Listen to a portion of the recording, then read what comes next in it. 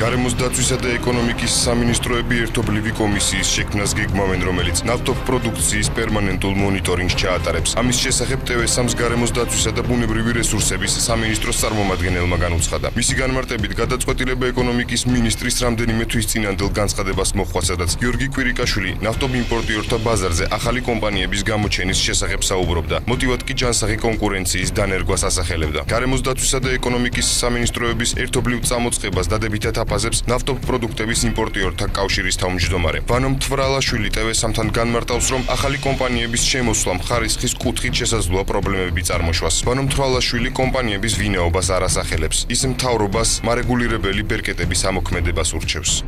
Აგრეთვე კითხვის ნიშნები ყოველთვის იქნება, ყოველთვის გაჩნდება, იმიტომ რომ ახალი მოთამაშე თქვათ, ის აიდან შემოიტანს პროდუქტს, რომელიც ქვეყანა იქნება მოუწოდებელი, შესაბამისად, ამიტომ კითხვის ნიშნები მუდმივად იქნება, ყოველთვის იქნება, იმიტომ რომ შემთხვევაში ყოფილა შემთხვევა, როდესაც ფასის, ესე თქვათ, დაბალი ფასის შეთავაზება მოხმარებელსათვის სწორედაც განპირობებული იყო დაბალ ხარისხიანი პროდუქციის შეთავაზებიდან.